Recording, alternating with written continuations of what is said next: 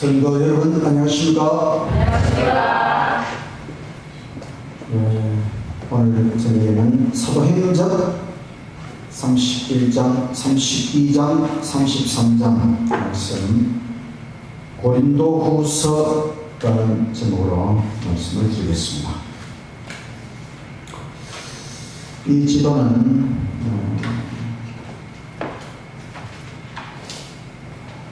사도 바울이 선교 여행을 하면서 세운 교회들의 위치를 보여주고 있습니다. 제일 아래쪽에 보면 예루살렘이죠.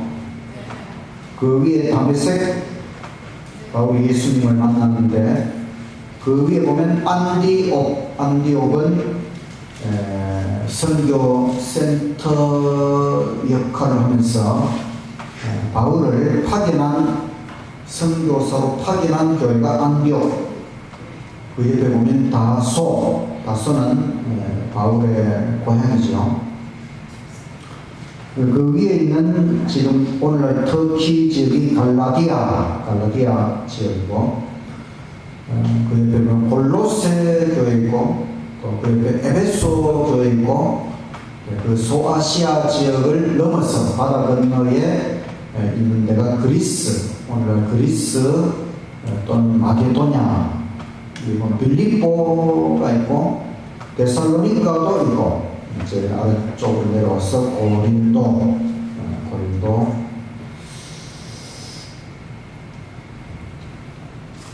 우리가 성경 발통할 때 고린도전서 발통, 고린도전서는 교회의 문제와 그 해결, 고린도 교회의 문제, 그것을 어떻게 해결해 가느냐 하는 것을 기록한 것이 고린도전서. 고린도후서는 이제 고린도전서를 받고 나서 고린도 교회가 이 바울에 대하여 좋게 생각하는 사람도 있고 또 좋지 않게 생각하는 사람도 있었어요. 그래서 고린도후서를 통해서 주께서 세우신 교회 지도자들의 권위를 인정하라. 바울이 자신의 사도 사역 직분에 대하여 바울 스스로 배명하고 변호하는 이야기가 고린도후서. 사도행전 31장 기별의 유의함, 고린도후서에 대한 말씀입니다. 고린도후서 1장 1절, 하나님의 뜻으로 말미암아 그리스도 예수의 사도된 바울과 형제 디모데는 고린도에 있는 하나님의 교회와 또 온 아가야에 있는 모든 성도에게 하나님 우리 아버지와 주 예수 그리스도로부터 은혜와 평강이 있기를 원하노라. 찬송하리로다. 그는 우리 주 예수 그리스도의 하나님이시요 자비의 아버지시요 모든 위로의 하나님이시며 우리의 모든 환난 중에서 우리를 위로하사 우리로 하여금 하나님께 받는 위로로서 모든 환난 중에 있는 자들을 능히 위로하게 하시는 이시로다. 이렇게 고린도후서의 편지서를 바울이 기록하고 있습니다. 바울이 3차 선교 여행 중에 빌립보에서 고린도후서를 기록했어요. 고린도전서 편지를 받고 회개한 교인들에 대하여 감사를 하고, 우리는 예수 그리스도의 향기다. 향기, 우리가 코로 맡는 향기가 참 중요하죠. 많은 것에서 향기가 납니다. 우리 또 사람도 향기를 낼 수가 있는데 무엇보다 우리는 예수 그리스도의 향기다. 아멘. 우리를 통해서 예수님이 향기처럼 사람들에게 나타나야 된다. 아멘. 우리가 항상 살아갈 때에 내가 어떤 향기를 풍기고 있는지, 무엇보다 우리가 섬기는 예수님의 향기를 만방에 퍼뜨릴 수 있는 저와 여러분이 되시기를 간절히 바랍니다. 첫 편지 고린도전서를 받고 바울을 오해하는 사람들이 생겨났어요. 바울이 자화자찬하였는가? 고린도전서를 통해서 바울이 스스로 자기를 칭찬하는 그런 일을 행했는가? 뭐 이런 오해를 받을 수 있지요. 목사의 삶, 바울은 목사고 목사의 삶은 순결하고 또 은행일치의 생애를 살아갈 때에 하나님께 간합되는 것이다. 목사 심장, 목사는 목사 안수를 받으면 심장을 받아요. 그런데 바울은 목사 심장 추천서에 대하여 너희가 우리의 편지고 추천서다 이런 말을 했어요. 이게 무슨 뜻인가 하면 바울이 복음을 전했잖아요. 그래서 사람들이 회개하고 예수님을 믿고 또 고린도 많은 교인들이 그리스도인이 되었어요. 바로 이처럼 바울이 복음 사역을 하고 사람들이 회개하고 예수님 안에서 변화가 되고 이런 일이 이루어지는 것을 보니 이것이 바로 바울이 목사로서 자격을 갖추었다고 하는 심장 추천서다. 진리를 통해서 죄인들이 회개하고 성화되는 것, 이것이 목사직에 대한 심장이다.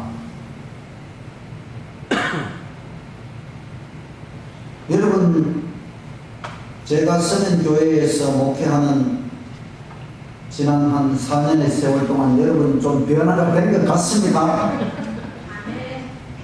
여러분이 변화가 되었으면 제가 목사로서 자격이 있는데 변화가 안 되었으면 제가 목사 자격이 없다는 이런 논리입니다.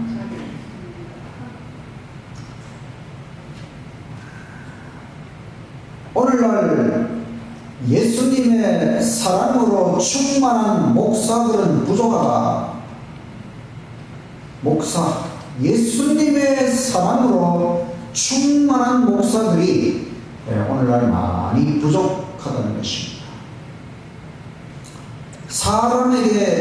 사람이 누릴 수 있는 최고의 영광이 뭐냐면 복음에 유능한 목사로서 하나님께 간합되는 것이다. 복음에 유능한 목사가 되었어. 하나님께 간합되는 목사가 되는 것, 이것이 사람에게 주어진 최고의 영광이다. 고린도후서에 보면 우리는 질그릇이다. 질그릇이 뭔지 아시나요, 여러분? 네.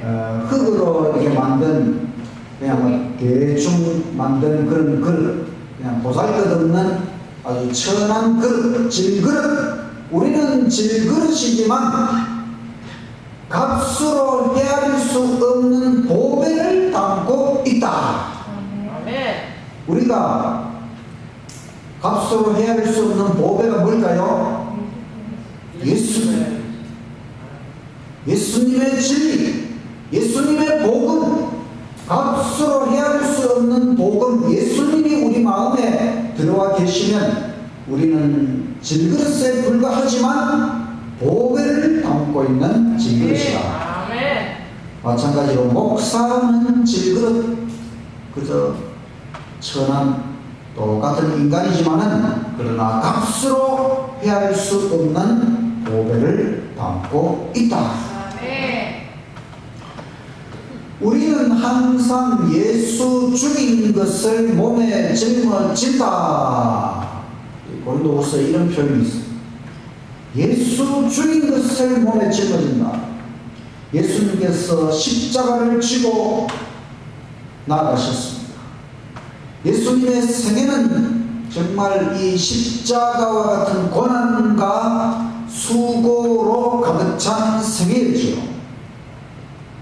예수님처럼 우리가 예수 믿는 그리스도인이 되었기 때문에 우리도 예수님처럼 십자가를 지고 나아가야 되는데 바로 우리의 그리스도인의 생애도 항상 고난과 수고의 생애이다. 그래서 여러분 우리가 뭐 예수님 안 믿으면 그리스도인이기 때문에 당하는 인생의 고난과 수고 안 해도 되겠지만 그러나 그리스도인이 되었기 때문에 예수님과 같은 고난과 수고의 인생을 살아가는 것에 대하여 여러분 후회하십니까? 아니요. 마찬가지로 목사는 항상 예수 죽인 것을 몸에 짊어진다. 고난과 수고의 생애를 살도록 목사로 부르셨습니다. 신자들은 태만과 불만으로 목사에게 부담과 시련을 주지 말라. 신자들이 태만하면 안 되는 것입니다. 태만하면 게으르다는 것입니다. 불만을 자꾸 풀면 안 돼요. 그러면은 목사에게 부담과 시련을 주는 것이다. 우리는 낙심하지 않는다. 바울이 그런 표현을 했지요. 낙심은 안 좋은 거잖아요. 낙심. 우리는 그리스도인으로서 우리는 낙심하지 않는다. 하나님의 사업을 할 때에 낙심하지 말아야 됩니다. 목사는 낙심하지 않는다. 낙심할 필요가 없어요. 우리 그리스도인의 사업이, 주님의 사업이, 선교 사업이 항상 잘 되는 것이 아닙니다. 힘들고 어려워요. 왜냐하면 사탄 마귀가 끊임없이 방해하기 때문에 선하게 대질주는 힘든 것입니다. 그러나 낙심하지 말아야 됩니다. 힘든 것이 당연한 것이고 어려운 것이 당연한 것이기 때문에 예수님도 그 속에서 승리하시기 때문에 어떠한 경우에도 낙심하지 말고 끊임없이 전진하시기를 간절히 바랍니다. 아멘. 겉사람은 낡아지지만 우리는 세월이 지나면 자꾸 늙어지게 되어 있어요. 겉사람은 낡아지지만 우리의 속은 날로 새롭도다. 아멘. 우리의 겉모습은 새하얘져도 우리의 속, 우리의 마음, 우리의 중심, 우리의 영혼은 항상 하나님의 말씀 안에서 새롭게 되기를 간절히 바랍니다. 아멘. 하나님의 전신갑주를 입은 십자가의 영웅은 투쟁 가운데 전진한다. 아멘.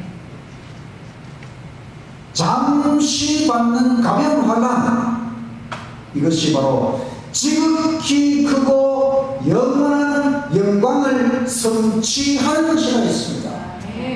이 땅에서 우리가 그리스도인으로서 환난, 계속 환난이 닥쳐오지만 이것은 잠시 받는 것. 길어봐야 100년. 가벼운 환난, 이것이 지극히 크고 영원한 영광을 성취한다고 하는 것을 생각하고 이 모든 환난을 이겨내야 하는 것입니다. 예수님을 바라보라. 예수님께서 이 땅에서 많은 고난을 당하셨지만 영원한 영광의 보좌에 이르시고 또 주님께서는 그 십자가의 구속사업을 통해 구원받는 모든 자들에게 영원한 기쁨과 영광을 베풀어 주시는 것. 예수님 십자가와 보좌 사이에는 그분을 위한 휴식처가 없었다. 예수님께서 이 땅에 오셔서 십자가의 그 생애를 사시고 마침내 하늘 보좌에 올라갈 때까지 이 땅에서 그분의 삶 속에는 휴식처가 없었다는 것입니다. 우리의 생애도 마찬가지입니다. 우리는 지금 우리 인생에서 모든 것을 이룬 것이 아니고 지금 우리는 천국 보좌를 향하여 나아가고 있기 때문에 지금 우리가 이 땅에서 평안한 휴식처를 기대할 수가 없습니다. 끊임없이 긴장 속에서 승리하기 위하여 우리의 인생을 끝까지 믿음으로 승리하기 위하여 끝까지 앞을 보고 나아가시기를 간절히 바랍니다. 아멘. 하늘 왕의 희생을 깨닫는다면 모든 이기심은 사라지게 된다. 십자가의 빛 속에서 하나님의 품성은 공의가 섞인 자비와 친절과 용서이다. 예수님께서 이 힘들고 어려운 그 인생 속에서도 바로 예수님은 끝까지 승리하셨고 또 예수님의 그 십자가를 통해서 하나님의 품성, 공의가 섞인 자비와 친절과 용서를 나타내신 이 예수님을 생각하면서 우리도 이 땅에서 힘들고 어려운 인생을 살아가지만 모든 사람들의 자비와 친절과 용서를 베풀면서 서로 격려하면서 끝까지 믿음의 길을 가게 되시기를 간절히 바랍니다. 아멘. 32장 너그러운 교회 헌금 제도에 대한 설명이 있습니다. 복음 전하는 자들이 복음으로 말미암아 살리라 그랬습니다. 이 말씀이 무슨 뜻입니까? 복음을 전하는 자들, 오직 복음 사업에 인생을 바친 사람들은 다른 직업이 없잖아요. 오직 복음을 전하는 것이 직업이니까 그들은 이 복음으로 말미암아 살리라. 이것은 옛날에 선전봉사 제사장들이 백성들의 11조로 부양을 받은 것처럼 복음을 전하는 자들은 하나님께서 구별하신 11조를 통해서 살아가도록, 그래서 11조 제도는 하나님의 봉사 사업 유지를 위한 하나님의 계획이다. 또 우리가 11조 외에도 여러 가지 예물, 헌물들을 너그럽게 드리지요. 이 자선제도, 바로 헌금제도는 범사에 하나님이 첫째, 우리의 인생에서 하나님이 첫째라고 하는 것을 가르치는 제도입니다. 우리의 모든 소유의 참 주인은 하나님이십니다. 우리는 천직이 관리입니다. 10분의 1만 하나님의 것이 아니고 사실은 10분의 10, 100%다 하나님의 것이고 우리는 관리하는 종에 불과하다. 유대민족은 사실 거의 수입의 약 25%를 헌금으로 드렸다고 해요. 자기 수입의 25%. 일단 10%, 11조, 나머지 15%의 각종 헌금에서 약 25%, 4분의 1을 하나님 앞에 드렸다. 유대 민족보다 훨씬 우월한 특권을 가진 것이 우리 그리스도인들입니다. 유대인들은 예수님을 안 받아들였잖아요. 지금 우리는 예수님을 믿고 얼마나 많은 복음의 빛 가운데 살아가는지 모릅니다. 이것이 특권이기 때문에 우리 그리스도인들이 유대인들보다 더 너그럽게 드려야 하지 않을까.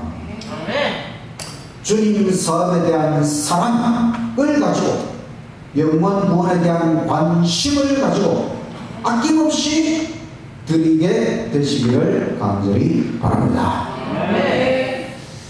너그러운 정신은 하늘의 정신이고 예수님 십자가의 희생 정신입니다. 하늘 아버지께서는 독생자 하나님께 있어서 유일한 존재 독생자 예수님을 우리에게 주셨고 예수님은 자신의 모든 것을 우리에게 주셨다고 하는 것입니다. 반면에 이기심의 정신은 사탄의 정신입니다. 예수님의 정신과 사탄의 정신은 완전히 정반대가 되는 것이죠. 우리는 예수님의 정신을 가지고 즐거운 마음으로 가장 좋은 것을 창조주 하나님께 바치자. 그러면 하나님께서 우리에게 축복해 주시는데 그 영혼을 마르지 않는 물된 동산 같게 하신다. 물이 있으면 동산에 모든 것이 풍성해지는 것처럼 바로 하나님께서 우리의 인생을 이렇게 풍성하게 축복해 주신다. 그것은 우리가 예수님의 마음으로 즐거운 마음으로 내가 가장 좋은 것을 하나님께 드려야지. 이렇게 할 때에 하나님께서 풍성한 축복을 내려 주신다는 것입니다. 믿습니까? 목회자를 너그럽게 대접하는 것은 교인들이 할 바 일이다. 목회자는 가족들을 부양하기에 충분한 보수를 받아야 한다. 목회는 어떤 직업보다 더 중요하다. 충분한 급료를 받아야 한다. 주님의 사업에 너그럽게 바치도록 교육하라. 이것이 목사의 책임이다. 예물의 가치는 액수가 아니고 바친 비율과 바친 동기로 평가되는 것이다.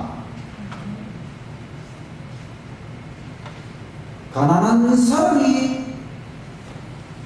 1,000원을 드리는 것하고 부한 사람이 1,000원을 드리는 것하고는 다르다는 것입니다. 그러니까 비율에 따라서 드려야 돼요. 예를 들어 내가 월급을 한 1,000만 원 받는다 그러면 그 비율에 맞추어서 하나님께 내가 한 달에 100만 원밖에 벌지 못한다. 거기에 맞춰서 드리면 되는 것입니다. 하나님께서는 무조건 많이 드리는 것을 하나님께서 원하시는 게 아니고 내가 얻게 된 그 수입의 비율에 따라서 정성을 다하면 되는 것입니다. 또 내가 어떤 동기로 드리느냐 그것도 하나님께서 평가하십니다. 억지로 하지 말라. 하나님은 즐겨내는 자를 사랑하신다 그랬습니다. 약 1년 전에 사도 바울이 그 그리스 지역 마게도냐 지역의 그 교회들에게 헌금을 호소했어요. 그 뭐냐면 사실은 바울이 지금 선교하고 있는 이 지역의 사람들보다 유대 예루살렘에 살고 있는 교인들이 더 가난했어요. 그래서 이 바울이 선교를 하면서 이 교인들에게 저 가난한 유대 지역의 교회들을 위해서 우리가 헌금을 모아서 그렇게 하자. 그래서 이렇게 바울이 호소할 때 처음에 성도들이 후한 헌금을 서약했는데 이제 예를 들면 1년 안에 드리기로 이렇게 서약했잖아요. 이제 세월이 지나고 1년이 지나서 그 실천 의지가 약해졌어요. 그래서 바울이 다시 호소했어요. 우리가 하나님 앞에 서약한 것을 너그러운 마음으로 드리자. 그래서 마게도냐 신자들은 가난하였지만 사랑과 기쁨으로 바쳤다. 그들은 먼저 자신을 들고 후에 재물을 아낌없이 바쳤다. 그래서 우리가 헌금을 드릴 때 항상 내 자신, 하나님, 내 자신을 먼저 하나님 앞에 드립니다. 그리고 그 헌물까지 하나님 앞에 드립니다. 그들의 이기심 없는 관대함, 이것은 성령의 성화, 성령께서 주신 성화, 그리고 큰 은혜의 이적이라고 하는 것입니다. 우리가 사람 다 이기적입니다. 이게 제약의 본성을 우리가 가지고 있기 때문에 이기심으로 가득 차 있는데, 우리가 관대하게 하나님 앞에 헌물을 한다는 것은 성령께서 우리 마음에서 성화를 이루어 주신 하나님의 큰 은혜의 이적이라고, 이게 기적이라고 하는 것입니다. 영적 번영은 그리스도인적 관대함과 밀접히 결속되어 있다. 우리가 그리스도인으로서 아주 관대한 마음으로 하나님 앞에 헌신할 때에 영적 번영이 이루어진다는 것입니다. 나누어 주면 더욱 축복을 받고, 가지고 있으면 영원한 손실이다. 참 이상하지요. 이게 세상의 논리와 완전히 안 맞잖아요. 나누어 줬는데 더 축복을 받고, 가지고 있는데 이것은 영원한 손실이라고 하는 것입니다.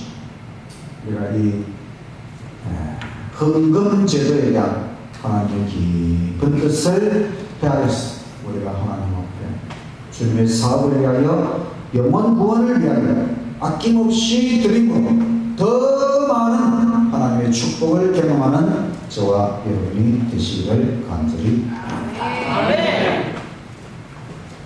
33장 곤란 중에서 수고함. 바울은 목회를 하면서 자신을 부양하기 위해 수공업을 하였다. 수공업. 유대인들은 육체 노동을 천한 것으로 생각하지 않았어요. 우리가 육체 노동하는 게 천한 겁니까? 천한 것이 아닙니까? 아닙니다. 성경에 인간이 범죄한 이후에 하나님께서 너희가 땀을 흘려 흙을 하고 경작하고 농사를 짓고 육체 노동을 해야 먹고 살 것이라고 말씀하셨어요. 그래서 육체 노동이 천한 것이 아닙니다. 그래서 바울은 이 풍속에 따라 일찍이 천막 만드는 일을 배웠습니다. 바울은 원래 높은 지위에 있었고 재물도 있었어요. 그런데 바울은 주님 사업에 자신의 재물을 전부 사용했다고 하는 것입니다. 다 사용하고 없으니까 이제 자신의 생계 유지를 위하여 수공업, 천막 만드는 일을 하면서 선교하면서 대단한 사람이잖아요. 근면, 부지런한 것, 근면은 그리스도인의 특성이 되어야 된다고 하는 것입니다. 노작, 육체 노동. 노작은 축복이요 저주가 아니다. 달란트를 적극적으로 활용하라. 하나님께서 우리에게 주신 그 재능, 달란트 적극적으로 활용하라. 자급 전도인들 앞에는 넓은 일터가 열려 있다. 우리 목회자는 자급 전도인이 아니고 유급 전도인. 그러나 자급 전도인은 뭐냐면 자기가 돈 벌어서 자기 생계를 유지하면서 전도하는 일에 투신하는 이런 사람들이 자급 전도인. 이들 앞에는 넓은 일터가 열려 있다고 하는 것입니다. 그래서 제가 이렇게 가만히 생각해 보니까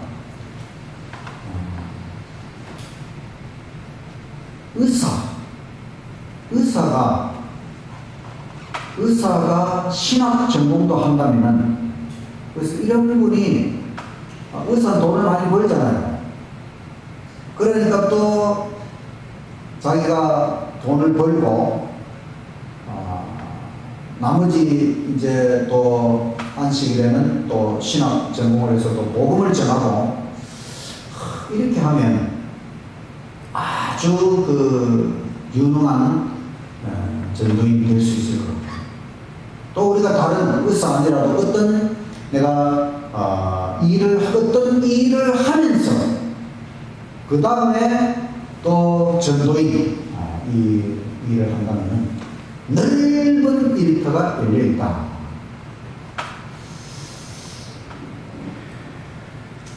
목회는 돈을 벌기 위하여 하는 직업이 아니다. 김국희 씨. 목회는 돈을 벌기 위하여 하는 직업이 아닙니다. 항상 염두에 두시고. 바울은 오해의 모든 계기를 제거하고자 노력하였다. 그래서 신자들의 자원한 헌물로 부양을 받기도 하였지만, 오해가 있을 만한 곳에서는 수공업으로 돈을 벌어 사용했다. 또 바울은 자신의 수입으로 누가 또 디모데를 도와주기도 했다는 것입니다. 바울은 사람들의 필요를 공급하려고 굶주림까지 당하였다. 자기가 굶어가면서 그 아껴서 사람들에게 채워주려고 이렇게까지 했다는. 바울은 무아의 세계를 살았다. 무아, 자기 자신이 완전히 없어지는 그런 생애를 살았다. 바울은 위대한 교사였지만 천한 의무도 기쁨으로 수행하였다. 일에 굳어진 바울의 손, 목사의 호소력을 감소시키지 않았다. 목회자들이여, 가능한 모든 방법으로 유능한 일꾼이 되라. 오늘 말씀을 통해서 우리는 사도 바울이 고린도후서 편지서를 통해서 주신 권면, 바울 스스로 솔선수범하면서 주신 권면이기 때문에 힘이 있습니다. 그것은 헌신적인 목사, 헌신적인 성도가 되라고 하는 것이죠. 부지런한 목사, 부지런한 성도가 되라고 하는 것입니다. 하나님께서 우리를 구원하셨습니다. 예수님께서 우리를 구원하기 위하여 얼마나 엄청난 수고를 하셨습니까? 우리가 그것을 생각하면 우리도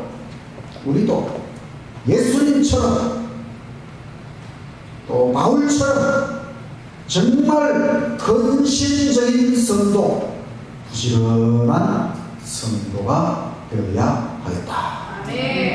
우리에게 주어진 이 은혜의 시간,